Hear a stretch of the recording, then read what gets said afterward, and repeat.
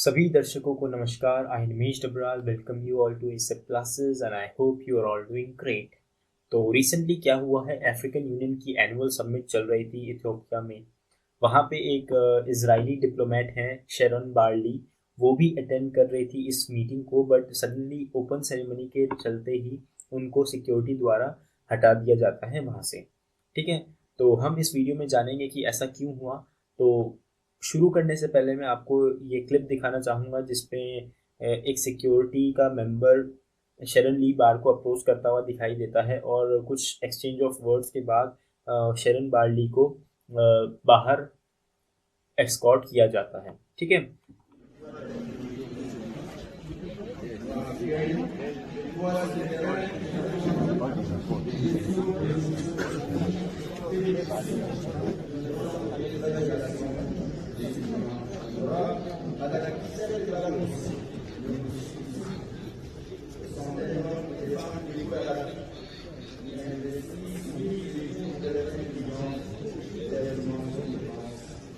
तो देखिए यहाँ पे अफ्रीकन यूनियन के स्पोक्स पर्सन का कुछ रिस्पॉन्स आया है और इसराइल के जो फॉरेन मिनिस्ट्री का रिस्पॉन्स है वो कुछ और आया है। तो जानते हैं कि इन दोनों का क्या रिस्पॉन्स था। तो Ebba Kalondo, the spokesperson for the African union chairman, इनकी बात जानते हैं कि ये इन्होंने क्या बोला।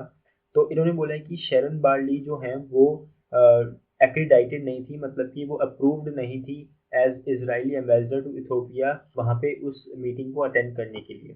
ठीक है, वो इनवाइट भी नहीं की गई थी और जो इनविटेशन था वो नॉन ट्रांसफरेबल इनविटेशन था।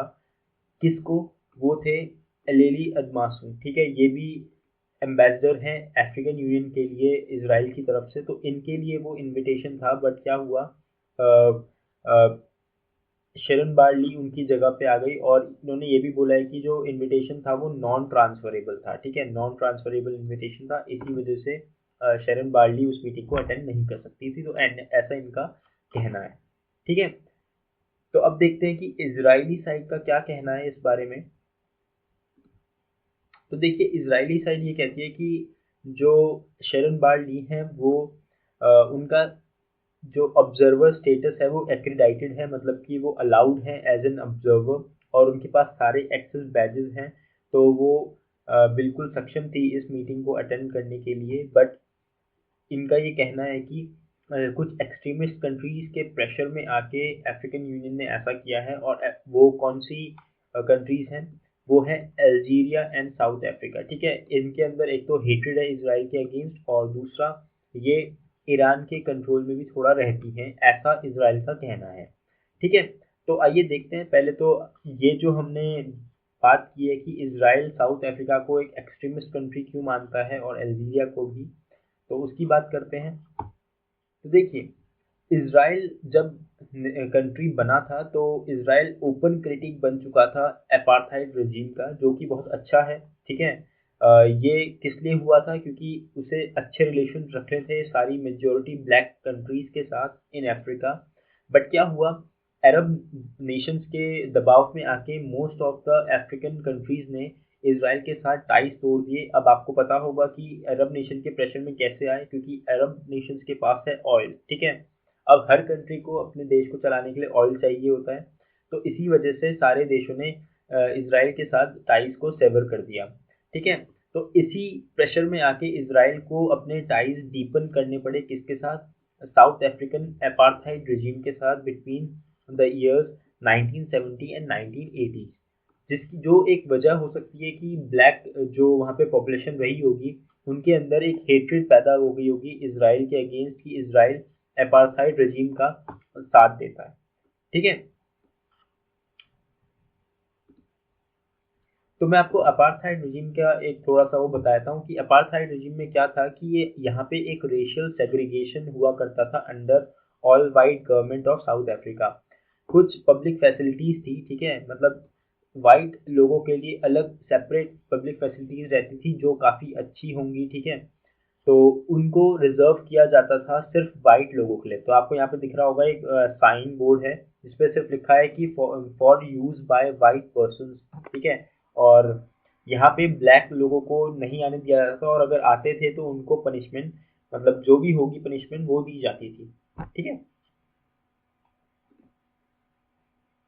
तो क्या हुआ कि अपार्थाइड रेजिम के गिरने के बाद भी 1994 में जब नेल्सन मंडेला हमारे साउथ अफ्रीका के प्रेसिडेंट बने, तो उस टाइम भी जो रिलेशंस थे वो काफ़ी कॉर्डियल थे इजराइल और साउथ अफ्रीका के बीच में। बट जो डिटोरिएशन या फिर जो मतलब कि रिलेशंस में गिरावट आना शुरू हुई, वो कहाँ पे आना शुरू हुई, जब एक हिस्टोरिक अलायंस हुआ किस किस के बीच में, वो थे अफ्रीकन नेशनल कांग्रेस के बीच में और पैलेस्टीन लिबरेशन ऑर्गेनाइजेशन के बीच में। जैसे ही इनके बीच में क्या हुआ, एक अलायंस साइन हुआ, तो उसकी वजह से क्या हुआ, जो रिलेशन में करवाहट आना शुरू हो गई, ठीक है।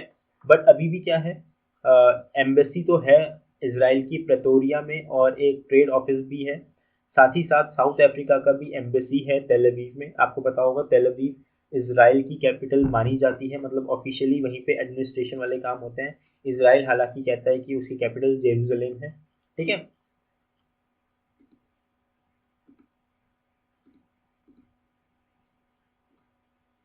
तो देखिए, इसराइल का एक्रेडिशन इनटू अफ्रीकन यूनियन, मतलब कि इसका मतलब क्या होता है कि एक्रेडिशन का मतलब है कि उनको कब से अलाउ किया गया या एक्सेप्ट किया गया अफ्रीकन यूनियन का ऑब्जर्वर स्टेटस के लिए।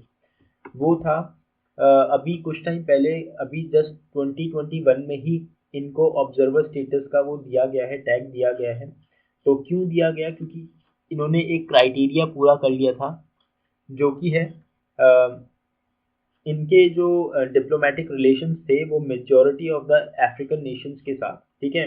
मेजॉरिटी जो कि होती है 2/3 ऑफ एयू के, अफ्रीकन यूनियन के मेंबर स्टेट्स के साथ एस्टैब्लिश हो गए थे। तो जिस भी नेशन के 2/3 ऑफ मेंबर स्टेट्स के साथ रिलेशन एस्टैब्लिश हो जाते हैं, तो वो ऑब्जर्वर स्टेटस पाने के मतलब वो बन जाता है, एक तरीके से उसके पास क्वालिफिकेशन आ गया।